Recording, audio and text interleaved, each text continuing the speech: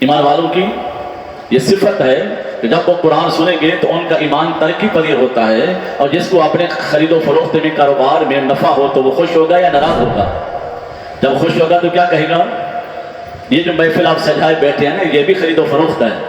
اللہ کے محبوبوں کی محفل سجا کر بیٹھے ہیں تو اللہ کے ساتھ سودا کر کے بیٹھے ہیں، تو ان محبوبوں کے ذکر کے صدقے اللہ انعام و اکرام عطا فرماتا ہے۔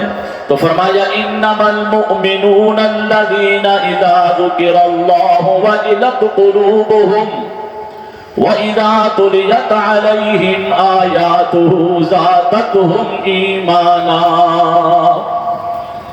فرمایا ایمان والوں کی پہلی نشانی، خصلت، عادت یہ ہے، صفت یہ ہے کہ کیا کہ جب ان کے سامنے اللہ کا ذکر کیا جاتا ہے تو ان کے دل حالت وجد میں آ جاتے ہیں، اس کیفیت میں چلے جاتے ہیں۔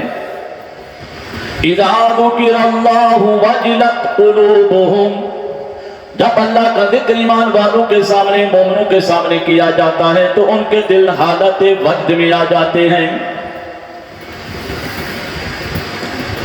وَإِذَا تُلِيَتْ عَلَيْهِمْ آيَاتُهُ زَادَتْهُمْ إِيمَانًا، اور جب ان کے سامنے قرآن پڑھا جاتا ہے تو ان کا ایمان ترقی پذیر ہوتا ہے۔ جب ایمان ترقی پذیر ہو تو پھر بندہ نفع میں ہوا یا نقصان میں؟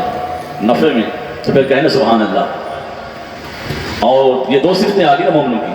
تیسری صفت وَعَلَىٰ رَبِّهِمْ يَتَوَكَّلُونَ، مومن اللہ کی ذات پر توکل بھروسہ کرتا ہے۔ الَّذِينَ يُقِيمُونَ الصَّلَاةَ وَمِمَّا رَزَقْنَاهُمْ يُنْفِقُونَ، اللہ کا دیا ہوا مال اس کی محبت میں خرچ کرتا ہے۔ تو حسین نے اللہ کا دیا ہوا مال اس کی محبت میں خرچ کیا کہ نہیں کیا؟ تو رب کریم نے فرمایا، شہیدوں نے کہا مولا ہماری ڈاک تو پیچھے پہنچا ہمارے خلف کو، فرحین بما آتاہم اللہ من فضلہ، ہم تو اللہ خوشیاں منا رہے ہیں تیرے فضل کی، جو تو ہمیں رزق بھی دے رہا ہے، آب کوثر بھی پلا رہا ہے، شراب طہور بھی پلا رہا ہے، اپنے دیدار سے بھی مشرف فرما رہا ہے۔ ہماری خواہش ہے کہ اللہ پھر تو ہمیں ثم احیا، پھر تم دنیا میں ہمیں زندہ کر کے بھیج دے، پھر تیری محبت میں یا اللہ ہم پھر شہید ہوں، پھر تیرے دیدار کی جو لذت ہمیں اس وقت ملی وہ نہ جنت کی نعمت میں ہے نہ کسی اور نعمت میں ہے۔ ثم احیا، اے اللہ ہمیں دوبارہ زندہ کر دنیا میں بھیج۔ اللہ نے فرمایا ایسا نہیں، بہرحال جو وقت مقرر تھا تم نے اپنا وقت نبھایا، ہاں ایسا کرتا ہوں تمہاری یہ خبریں پہنچا دیتا ہوں، تمہاری یہ خبریں، تمہاری یہ اخبار دنیا والوں کو پہنچا دیتا ہوں، تاکہ ان کے دلوں میں تمہاری طرف سے یقین بھی آ جائے کہ جو ہمارے بندے اللہ کی محبت میں شہید ہو گئے، اللہ کی بارگاہ میں انہوں نے کیا مقام اور کیا مرتبہ پایا ہے۔ فارحین بما آتاہم اللہ من فضلہ ویستبشرون بالذین لم یلحقوا بہم من خلفہم اللہ خوف علیہم ولا ہم یحزنون۔ اے اللہ میرے پچھلوں کو، ہمارے پچھلوں کو بتا دے کہ ہم خوشیاں منا رہے ہیں اللہ کے فضل پر، اس کی عطا پر، ان کی نعمتوں پر، اس کے دیدار پر، اور نہ ہمیں کوئی خوف ہے نہ ہم غمگین ہیں۔ اے ہمارے خلف دنیا میں رہنے والوں تم بھی خوشیاں مناؤ، ہم اللہ کے نام و اکرام میں ہیں۔ يستبشرون بنعمة من الله وفضل وأن الله لا يضيع أجر المؤمنين۔ خوشیاں مناؤ تم بھی، اللہ مومنوں کے اجر کو ضائع نہیں کرتا، انہیں نوازتا ہے۔ اللہ تعالیٰ نے شہیدوں کی یہ خبریں دنیا والوں کو دی۔ ایک آیات میں بتایا کہ انہیں مردہ نہ کہو بلکہ وہ زندہ ہیں، ان کی زندگی کو سمجھنے کا تمہارے پاس شعور نہیں، تم اپنا شعور بلند کرو تو تمہیں پتہ چلے۔ اس مقام میں فرمایا کہ شہید کو مردہ گمان بھی نہ کرو۔ سورہ آل عمران میں کہا کہ شہید کو مردہ گمان بھی نہ کرو۔ زبان پہ لفظ لانا تو الگ بات ہے، بلکہ اس کو سوچو ہی نہیں کہ شہید کس کیفیت میں ہے، بلکہ وہ زندہ ہیں۔ بل احیاء عند ربهم یرزقون، بلکہ وہ زندہ بھی ہیں اور اللہ کے حضور میں رزق بھی دیا جاتا ہے۔ دعا ہے اللہ تعالیٰ ہم سب کو قرآن کریم فرقان حمید سمجھنے کی توفیق عطا فرمائے۔ ایک بار درود شریف پڑھیے، اللہم صلی وسلم وبارک علی سیدنا ومولانا محمد وعلى آل سيدنا ومولانا محمد وبارک وسلم۔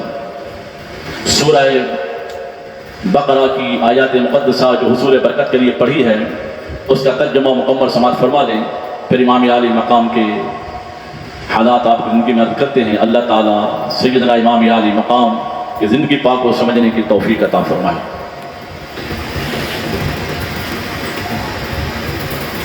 ارشاد فرمایا وَلَنَبْلُوَنَّكُمْ بِشَيْءٍ مِّنَ الْخَوْفِ وَالْجُوعِ وَنَقْصٍ مِّنَ الْأَمْوَالِ وَالْأَنفُسِ وَالثَّمَرَاتِ،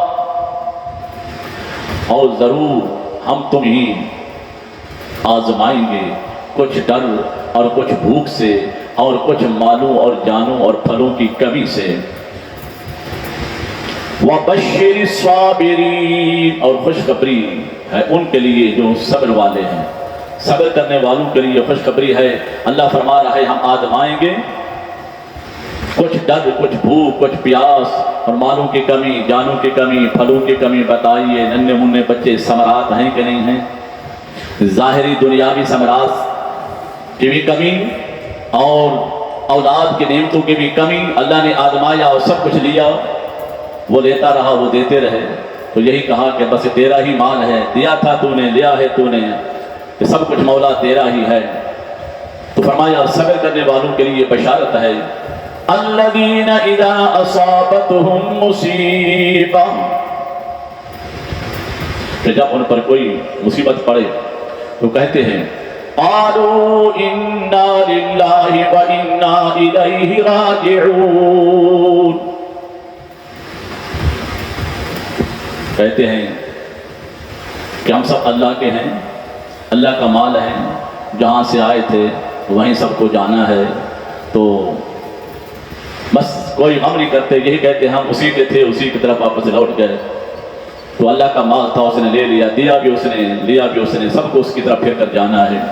پھر ان کی شان میں اللہ فرماتا ہے اولئک علیہم صلوات من ربہم ورحمہ وَأُولَئِكَ هُمُ الْمُهْتَدُونَ، یہ لوگ ہیں جن پر اللہ تبارک و تعالیٰ کی طرف سے درود ہیں، رحمتیں ہیں، سلام ہیں، اور یہی لوگ راہ پر ہیں، یہی ہدایت والے اور ہدایت عطا کرنے والے لوگ ہیں۔ اللہ تبارک و تعالیٰ نے کہا کہ ہم آزمائیں گے خوف بھی دے کر، بھوک بھی دے کر، پیاس بھی دے کر، اور مالوں کی کمی، من الاموال والانفس والثمرات، اور پھلوں کی کمی، ثمرات کی کمی، یہ ساری نعمتیں لیں گے، ہم آزمائیں گے۔ تو عزیزان گرامی، آپ نے سن رکھا ہے علماء سے کہ عالم ارواح میں اللہ نے ایک جلسہ کیا، ایک جلسہ کیا عالم ارواح میں، جو اللہ نے اپنی ربوبیت کا اقرار کروایا کہ الست بربکم، کیا میں تمہارا رب ہوں کہ نہیں؟ تمام ارواحوں نے کہا کہ مولا تو ہمارا رب ہے، قالوا بلا شہدنا۔ پھر اس کے بعد اللہ نے ایک جلسہ عالم ارواح میں کیا، میرے اور تمہارے آقا و مولا حضرت محمد مصطفیٰ صلی اللہ علیہ وسلم کا ایک جشن منایا۔ اس میں کہا کہ میری توحید کے اقرار کے لیے تو ساری ارواحیں موجود تھیں، اب یہ خاص و خاص ایک پروگرام ہے میں اللہ کا، اس میں فقط وہ ارواحیں اس جشن میں، اس محفل میں آئیں جن کو دنیا میں میں نبی اور رسول بناؤں گا۔ مولا کیوں؟ کہ خاص پروگرام؟ فرمایا ہاں خاص پروگرام ہے، خاصوں کے لیے خاص پروگرام ہے، محبوب بھی خاص ہے تو پروگرام بھی میرا خاص ہے۔ مولا کیا؟ فرمایا جب تمام انبیاء کی ارواحیں جمع ہو گئی اللہ کی بارگاہ میں، اللہ نے ان سے عہد و پیمان لیا۔ سورہ آل عمران پڑھیے۔ وَإِذْ أَخَذَ اللَّهُ مِيثَاقَ النَّبِيِّينَ لَمَا آتَيْتُكُم مِّن كِتَابٍ وَحِكْمَةٍ ثُمَّ جَاءَكُمْ رَسُولٌ مُصَدِّقٌ لِّمَا مَعَكُمْ لَتُؤْمِنُنَّ بِهِ وَلَتَنصُرُنَّهُ۔ وَإِذْ أَخَذَ اللَّهُ، وَإِذْ پڑھیے قرآن کی آیات آپ، وَإِذْ أَخَذَ اللَّهُ میثاق النبیین، اللہ نے عہد و پیمان لیا عالم ارواح میں نبیوں سے، حلف لیا، حلف اٹھوایا کہ جب تمہارے دور نبوت میں میرا عظمت والا محبوب آ جائے، شان والا محبوب آ جائے، ثم جاءکم رسول مصدق لما معکم، جو کچھ میں نے تم کو دیا وہ اس کی تصدیق کرے گا۔ جی جو کچھ میں نے تم کو انعام و اکرام دیے ہیں، معجزات دیے ہیں، تم کو شانیں دی ہیں، کتابیں دی ہیں، صحیفے دیے ہیں، وہ میرا محبوب جب آئے گا وہ تمہاری تمام چیزوں کی کیا کرے گا؟ تصدیق تو وہ کرے گا نا جس کے سامنے کچھ دیا گیا ہو نا، ایسے تصدیق وہ کرے گا نا جس کے سامنے۔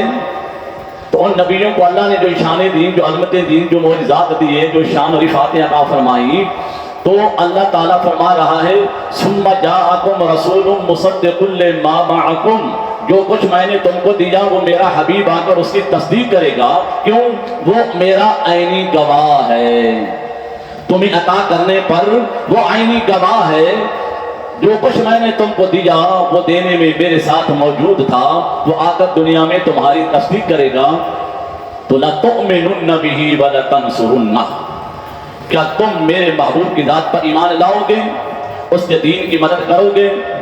سب نے اقرار کیا، قالوا اقررنا، سب نے اقرار کیا۔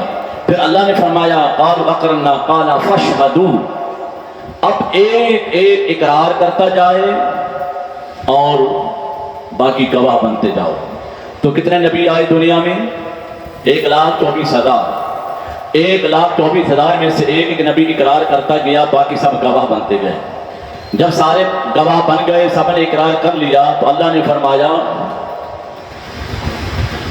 قال فاشهدوا وانا معكم من الشاهدين، میں بھی تم میں گواہوں میں شامل ہوں کہ تم نے میرا بھاری ذمہ لے لیا ہے۔ پھر آگے بڑی سخت وعید فرمائی کہ فمن تولى بعد ذلك فاولئك هم الفاسقون، اگر تم دنیا میں جا کر مکر گئے تو پھر نبوت سب چیزیں چھین لوں گا، مگر کسی کے دور میں محبوب کو بھیجا نہیں۔ پابند ایسا کیا جب خاص پابند ہو گئے تو ان کی امت کو لامحالہ پابند ہونا پڑے گا۔ اس کے بعد ایک جلسہ ہوا تیسرا عالم ارواح میں، اللہ رب العالمین نے فرمایا کہ میں صبر کا تاج کسی کے سر پہ رکھنا چاہتا ہوں، کوئی ہے ان ارواحوں میں جو میرے لیے صبر کا تاج اپنے سر پر سجائے، میں اسے انعام و اکرام دوں گا۔ تو اس میں روح حسین نے کہا لبیک۔ کس نے کہا؟ روح حسین نے کہا اللہ تیرا یہ امتحان، تیری یہ امانت کا بھار میں حسین اٹھاتا ہوں۔ تو اس عالم ارواح میں امام حسین کے سر پر صابرین کا تاج پہنایا گیا۔ پھر جن جن ارواحوں نے اتباع حسین میں حسین کے پیچھے کھڑے ہو گئے، ان ارواحوں نے دنیا میں آ کر سرزمین کربلا میں میرے حسین کا ساتھ دیا۔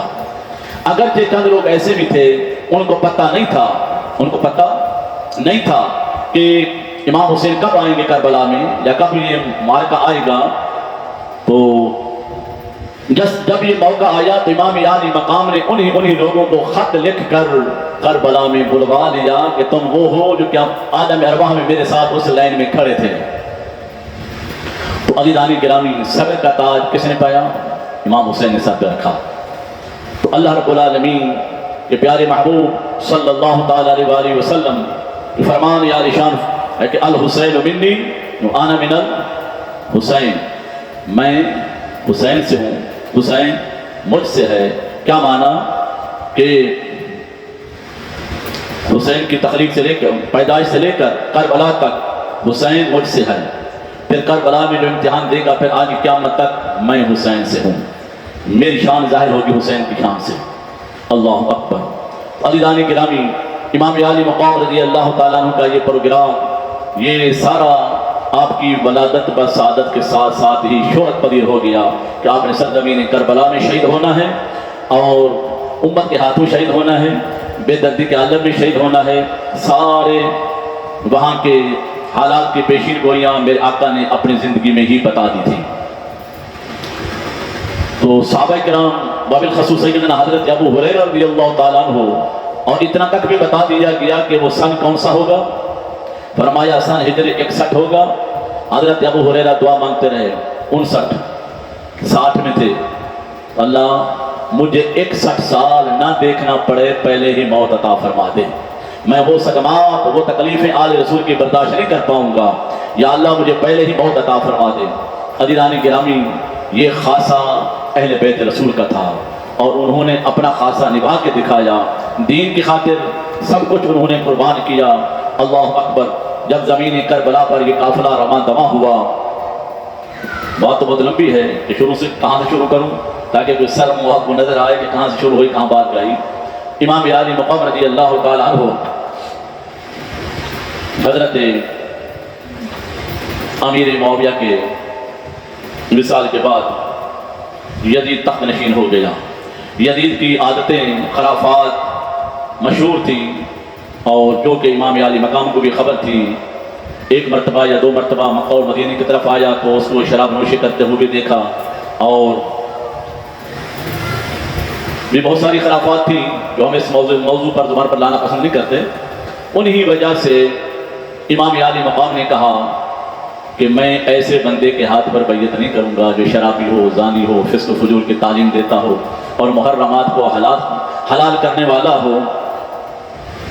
تو عزیزان گرامی، اسی بنا پر کوئی دنیاوی لالچ نہ تھی، ارے وہ تو روز الگ سے بادشاہ رہیں گے، ایسے ان کو کیا دنیاوی شوکت کی ضرورت تھی، دنیاوی ان دولتوں کی بادشاہ کرنے کی، وہ تو ہمیشہ سے روز الگ سے بادشاہ ہیں، ولایت کے مالک لوگ ہیں۔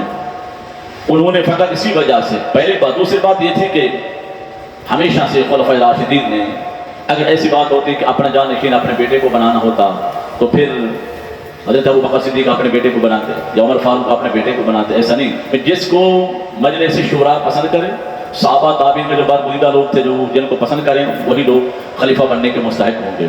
بہرحال امام علی مقام نے یزید کی بیعت نہ کی، جس کی وجہ سے آپ نے مدینہ چھوڑا۔ گورنر ولید تھا، اس کو خط لکھا کہ 4 شخص ہیں ان کی بیعت ضرور لینا، اگر یہ بیعت نہ کریں تو ان کے ساتھ قلم کر دینا۔ سب سے پہلی ہستی حسین ابن علی المرتضیٰ ہیں، اور حضرت عبداللہ بن عباس، حضرت عبداللہ بن عمر، حضرت عبداللہ بن زبیر، اور حضرت عبد الرحمن بن ابی بکر۔ اور زیادہ تر اس کو خوف تھا کہ حضرت عبداللہ بن عباس جو ہیں وہ نرم گوشہ ہیں تو ان کی کوئی فکر نہیں، مگر یہ 2 ہستیاں ایسی ہیں، حضرت عبداللہ بن زبیر اور حضرت حسین ابن علی المرتضیٰ، اگر یہ میرے برخلاف ہو گئے تو پھر سارا حجاز ہی برخلاف میرے ہو جائے گا۔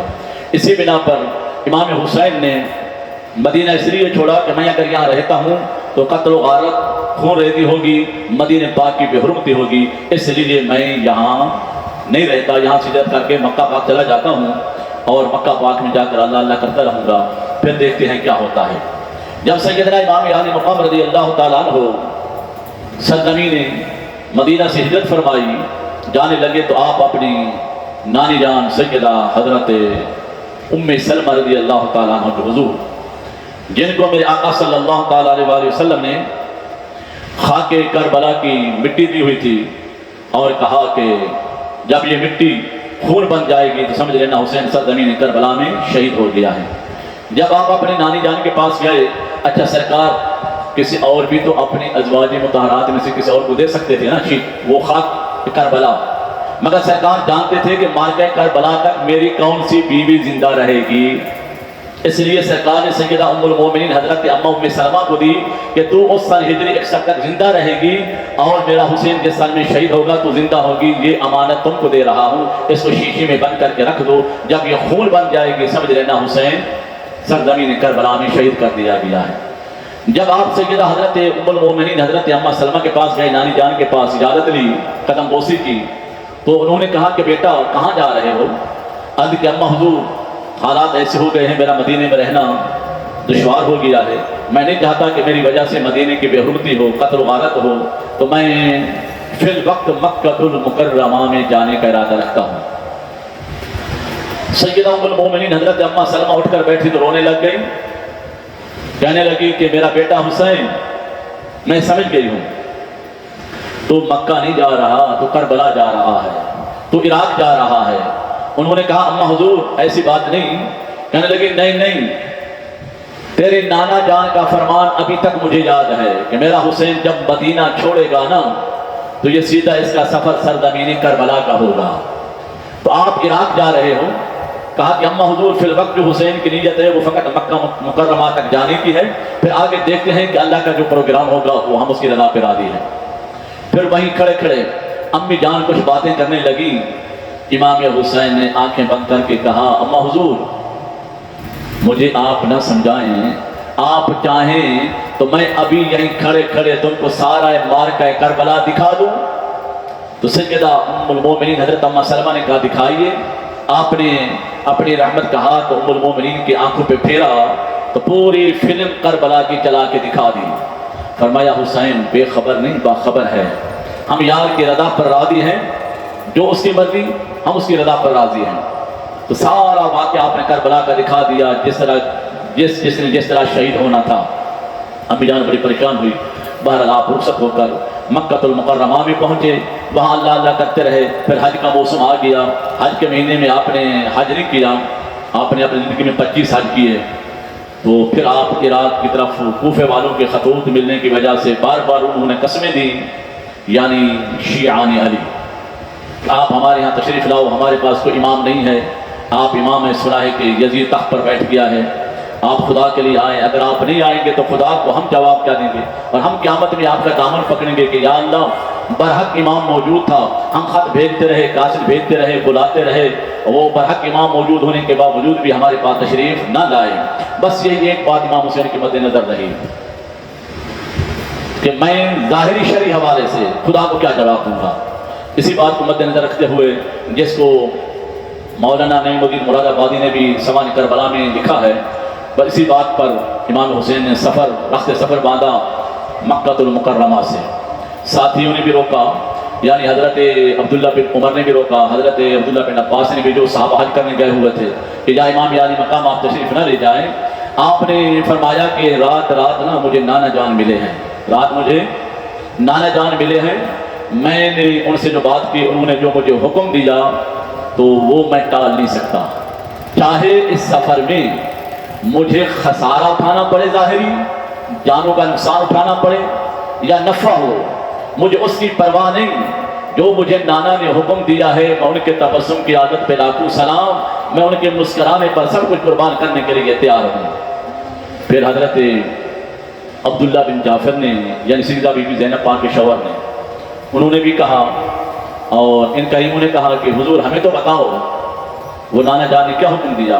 میرے حسین نے فرمایا وہ میرا اور میرے نانے کا راز ہے، حسین شہید تو ہو سکتا ہے مگر زندگی میں وہ راز فاش نہیں کرے گا۔ آپ نے رخت سفر باندھا بظاہری طور پر کوفے کی لوگوں کے بلاوے پر۔ راستے میں سفر کرتے کرتے تقریباً آپ اسی سفر میں، علماء نے لکھا ہے کسی نے 29 دفعہ، کسی نے 23 دفعہ لکھا ہے، 23 منزلیں آئیں، جگہیں آئیں، جہاں جہاں پڑاؤ ڈالتے گئے، قیام کرتے گئے، رات گزاری، دوپہر گزارا، اسی طرح۔ اور کوفے والوں کی طرف سے بھی اسی راستے میں قاصد آتے رہے، جاتے رہے، تو امام حسین آنے والوں سے خبریں بھی لیتے رہے۔ تو آپ ایک مقام پر پہنچے قادسیہ سے پہلے، وہاں آپ کو پتہ چلا امام مسلم کی شہادت کا۔ پھر اس کے قریب کربلا کی زمین بہت قریب منزل آ گئی تھی۔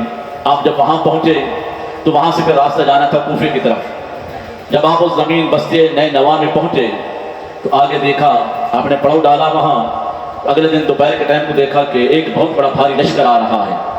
ان کو دیکھا، پوچھا یہ کس کا لشکر ہے؟ پتہ چلا کہ اس کا سپہ سالار حر بن یزید رہائی ہے۔ آپ نے اس کو بلوایا۔ پہلے امام حسین نے دیکھا کہ یہ لوگ بڑے بھوکے پیاسے ہیں، آپ نے ان کو پانی پلایا، پورے ان کے 1000 کے لشکر کو پانی پلایا، ان کے جانوروں کو پانی پلایا، ان لوگوں کو کھانے کھلائے۔ پھر بعد میں آپ نے کہا کہ بھئی تمہارا سپہ سالار کون ہے اور یہاں تم کیوں آئے ہو؟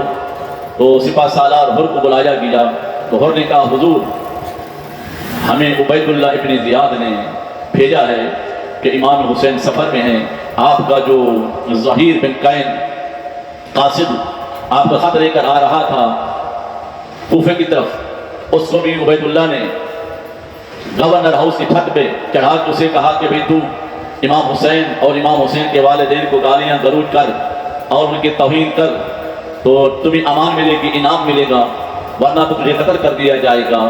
وہ تیرے قاصد کو بھی انہوں نے گورنر ہاؤس پہ چڑھایا تو اس نے نیچے تمام لوگ جمع ہو گئے، کوفے کے بڑے بڑے روسا جن لوگوں نے آپ کو خطوط لکھے وہ بھی موجود تھے باہر گلیوں میں، عورتیں مت جمع ہو گئے کہ گورنر ہاؤس پہ امام حسین کے قاصد کو چڑھا کر تقریر کروائی جا رہی ہے۔ جب حضرت زہیر بن کین اوپر چڑھے، زہیر بن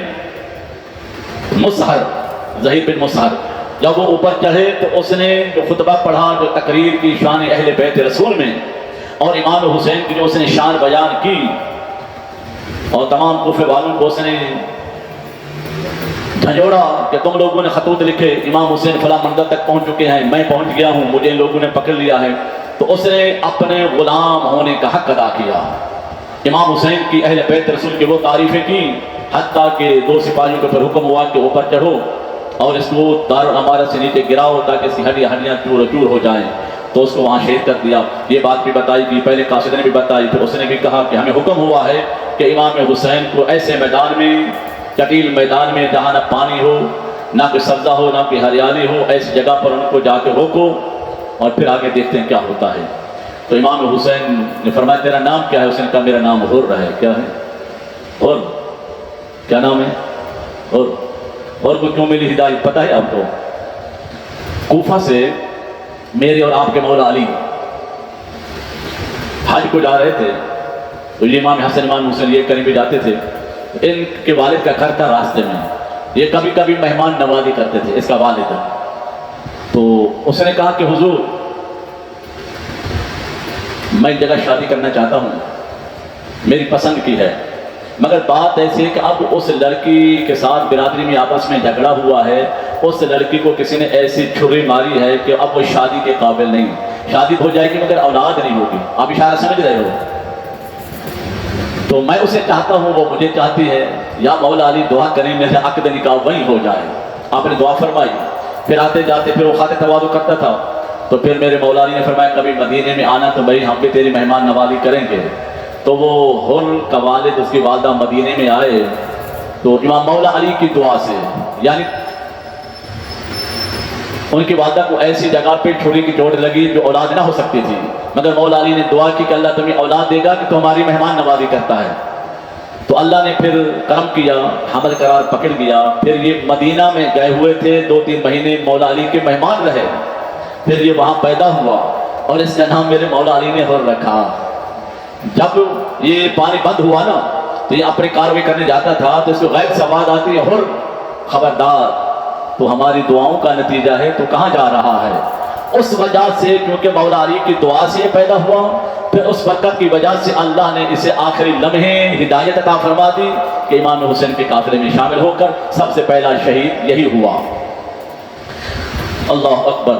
عزیزان گرامی، امام علی مقام سرزمین کربلا میں رکے، جب وہاں پہنچ گئے تو پتہ کیا، پڑاؤ ڈالا، تو فرمایا اچھا اس وقت اس آندھی چلی، دوپہر کا ٹائم تھا، بڑی سخت آندھی، ابھی قافلہ اترا نہیں تھا، اپنے سواری پر سوار تھے، تو آپ نے فرمایا غازی لبیک، فرمایا نیچے اترو، وہ نیچے اترے، فرمایا کہ اس جگہ کی طرف زمین کی مٹی اٹھا، پھر آپ نے اپنے سامان میں سے وہ شیشی نکالی جس میں خاک کربلا تھی، اور دونوں کو ملایا تو دونوں کا رنگ ایک جیسا ہو گیا، اور پھر سونگا تو خوشبو ایک جیسی تھی۔ پھر میرے امام حسین نے فرمایا اس علاقے کا نام پوچھو، کسی نے کہا کہ یہ قریب والی بستی ہے، اس بستی کو نئے نوا کہتے ہیں، اور یہ جو بنجر ریتیلا علاقہ ہے، زمین ہے، اس کو کربلا کہتے ہیں، کربلا کہتے ہیں۔ آپ نے وہیں پڑاؤ ڈالا، اتر گئے، پھر آپ نے فرمایا کہ ہم یہاں رک گئے، اللہ کی مرضی مشیت یہی ہے۔ پھر ایک دن آپ نے سیدہ اما زینب کے حکم سے قافلے کو وہاں سے اٹھایا کہ جو بھی آپ درخت کاٹ رہے ہو، یعنی چھوٹے چھوٹے درخت تھے، اس کو کھینچتے، اس میں سے خون نکلتا۔ تو سیدہ اما زینب پاک نے فرمایا یہ تو بہت خطرناک میدان ہے حسین، یہاں ڈیرے نہ ڈالو۔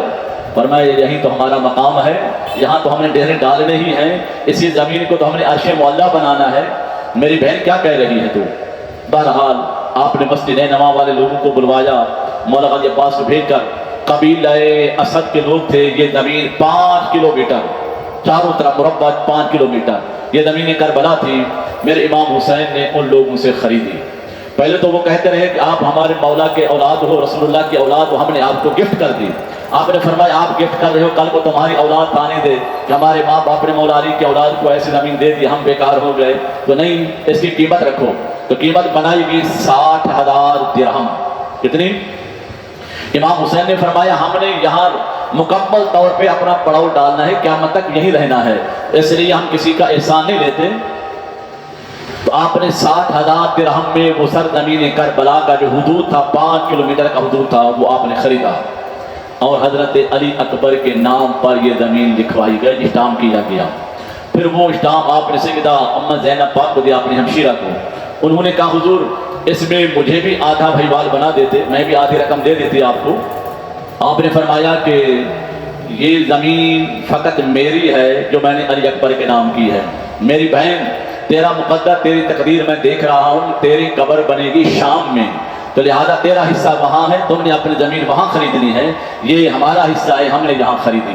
تو یہ بھی سمجھ لیجئے کہ حسین نے زمین کربلا خود خرید لی، اور پھر وہاں کے لوگوں سے کہا کہ دیکھو زمین ہم نے خرید لی، ہم نے تو چلے جانا ہے، میں تم کو وصیت کرتا ہوں میری دربار پر قیامت تک بھی کوئی محبت کرنے والا ہماری مزار پر آئے تو ان کے مہمان نوازی، ان کی خاطر تواضع بھی کرنا، اور ان لوگوں کو تعارف بھی کروانا کہ یہ فلاں کی قبر ہے، یہ فلاں کی قبر ہے، یہ فلاں کا روضہ ہے، یہ فلاں کا روضہ ہے۔ یہ بھی قبیلہ اسد کے لوگوں سے عہد و پیمان ہوا۔ اللہ اکبر۔ اسی طرح گفتگو ہوتی رہی۔ اگلے دن، دوسرے دن، محرم کی پہلی تاریخ کو آپ پہنچ گئے سرزمین کربلا پر۔ تو عزیزان گرامی، امام علی مقام رضی اللہ تعالیٰ عنہ سرزمین کربلا میں جب پہنچ گئے تو غلامان حسین 7 محرم کو پانی بند کر دیا گیا، جبکہ آپ کریموں کے پاس بھی پانی کے مشکلیں، پانی وغیرہ ختم ہو گیا تھا۔ اب آپ اندازہ لگائیے سرزمین کربلا میں فرات بھی کہتا رہا اور زمین کربلا بھی کہتی رہی، اگر امام حسین ٹھوکر مارتے کیا چشمہ جاری نہیں ہو سکتا تھا؟ جی اللہ قرآن میں کہتا ہے جہاں حضرت اسماعیل کی ایڑی لگے تو زمزم جاری ہو جائے۔ ارکض برجلک ھذا مغتسل بارد وشراب، قرآن ہے نا، قرآن پڑھا ہے نا جی۔ ارکض برجلک، حضرت ایوب علیہ السلام بیمار ہوئے، 18 سال بیماری میں لاحق ہو گئے، ہڈیوں میں، بدن میں کیڑے پڑ گئے کہتے ہیں تاریخوں میں۔ تو ایوب علیہ السلام نے اتنا بڑا صبر کیا، حتیٰ کہ شیطان بھی تانے دینے جب لگا،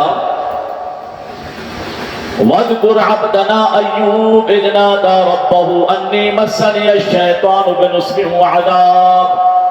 شیطان تانے دینے لگا، ایوب تو کیسا نبی ہے، تو کہتا ہے میرا اللہ میرے سے محبت کرتا ہے، اتنے سال ہو گئے تیرے بدن میں کیڑے پڑ کے یہ ہے، تو بیمار ہے، تمہیں شفا نہیں دے رہا۔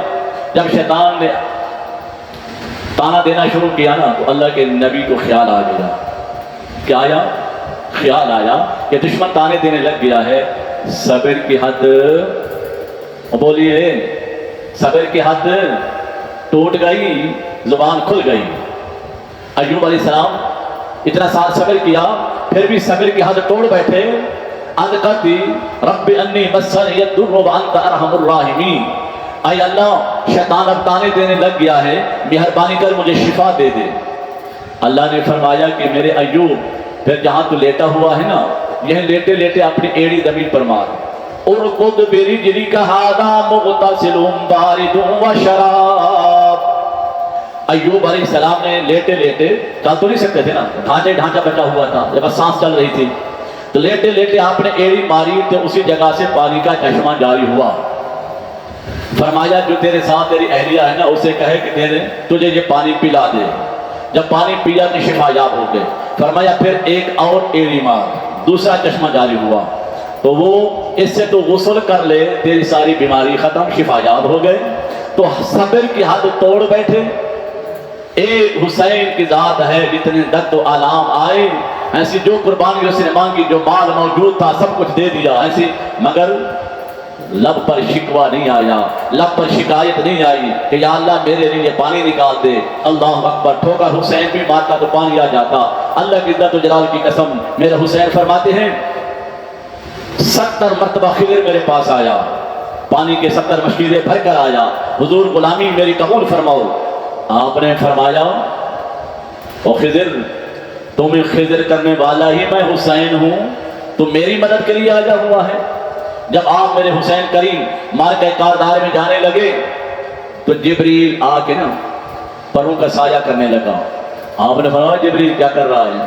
حضور نوکر ہوں، گرمی ہو گئی ہے۔ فرمایا تیری مدد کی کوئی ضرورت نہیں، تیرے سائے کرنے کی مجھے کوئی ضرورت نہیں، چلا جا واپس، میرے لیے میرے خالق کی رحمت کا سایہ کافی ہے۔ حسین کو اس مقام میں کسی کی مدد کی ضرورت نہیں۔ اللہ اکبر۔ خضر نے کہا مشکیزیں 70 مشکیزیں پانی کے بھر کے 3 دن تک لاتا رہا۔ میرے حسین تیسرے دن ایسے جلال میں آئے، پہلے تو کہا کہ خضر واپس پلٹ جاؤ، طاقت ہے دیکھنے کی تو پھر ہمارے صدمے دیکھ، اگر برداشت نہیں کر سکتا تو واپس چلا جا، تیری مدد کی مجھے کوئی غرض و حاجت نہیں۔ جب تیسرے مرتبہ خضر آیا گھوڑے پر سوار ہو کر تو میرا حسین کربلا کے زمین کے حدود سے پہلے اپنے گھوڑے پر آگے پہنچے۔ فرمایا خضر آنا ربک کا، تیرا رب میں ہوں، تمہیں خبر ہے میں ہوں کون؟ تو ہماری مدد کو آیا ہوا ہے۔ ارے ہم طاقت رکھتے ہوئے اپنی طاقت کو نہیں آزما رہے، یہی تو بڑا ظرف ہے آل رسول کا۔ یہ بڑا ظرف ہے کہ طاقت ہوتے ہوئے طاقت کو نہ آزمانا، اس کی رضا پہ راضی رہنا، کسی تکلیف کا شکوہ نہ کرنا، اس کی رضا پہ راضی رہنا، یہی تو بڑا ظرف تھا ان کا، یہی دکھانا مقصود تھا۔ کسی کے لیے بد دعا بھی نہیں کی۔ اللہ اکبر۔ پھر خضر روک گیا، جاتے جاتے خضر نے ایک بات کہی، حضور اللہ اکبر، ارواح مقدسہ نبیوں کی دیکھ رہی تھی، خلفائے راشدین کی ارواحیں دیکھ رہی تھی۔ حضرت عمر فاروق نے فرمایا حضور ایک اسم آدم ہے جو میں نے خضر کو تعلیم کیا تھا، وہ آپ پڑھ دیں تو یہی سارے یزیدی زمین کے اندر غرق ہو جائیں گے۔ میرے حسین نے فرمایا یا امیر المومنین چچا جان، وہ جو تیرے پاس اسم آدم آیا تھا نا، وہ اس کو کہتا ہوں میں اپنی زبان میں ٹھوکر حسین، وہ ہم سے گزر کر ہی تیرے پاس آیا تھا، تو ہمیں تعلیم دے رہا ہے یار، ہمیں اپنی اس طاقت کو آزمانے کی ضرورت نہیں، میں اگر حکم دوں تو زمین ان کو غرق کر دے گی، مگر ہم تو یار کی رضا پر راضی ہیں۔ ہم نے جو صبر کا تاج پہنا تھا، یار جیسے چاہے گا ہم اس کی رضا پر راضی ہیں۔ عزیزان گرامی، امام عالی مقام رضی اللہ تعالیٰ عنہ کا صبر اس قدر اللہ کی عطا سے کامیابی کے منزلوں کو پہنچا کہ کبھی زبان پر شکوہ نہیں فرمایا، پانی نہیں مانگا۔ حتیٰ کہ آپ یہ بھی سمجھے نا کہ جب پانی کے لیے میرے مولا غازی عباس گئے، آپ نے ان سے تلوار کیوں لے لی؟ جی تلوار کیوں لے لی؟ اس لیے لے لی کہ اگر یہ غازی تلوار اس نے چلائی نا تو پھر یہ غازی نہیں ہوگا، یہ مظہر علی المرتضیٰ ہے، یہ اس وقت تک سکون سے نہیں بیٹھے گا جب تک یہ اپنا جھنڈا فتح کا کوفہ شہر میں نہیں گاڑے گا۔ تو ہم امت محمدی کو مارنے نہیں آئے، ہم تو اپنا ایک وقت نبھانے آئے ہیں، بس ایک ہمارا تماشا تھا، کھیل کود کرنی تھی، ہم آئے دنیا والوں کے سامنے، اب جانے کا وقت ہے۔ عزیزان گرامی، ان کریموں نے اپنی طاقت کو نہیں آزمایا اور ذوالفقار حیدری امام عالی مقام کی بارگاہ میں رہی، میان میں رکھی، دوسری تلواروں سے لڑے۔ علی اکبر مانگتا رہا مجھے ذوالفقار حیدری دے دو، حضرت قاسم نے مانگی، مولا غازی عباس نے مانگی۔ فرمایا یہ تلوار ہم نے نہیں چلانی، نانا نے ابا حضور کو پابند کر دیا تھا۔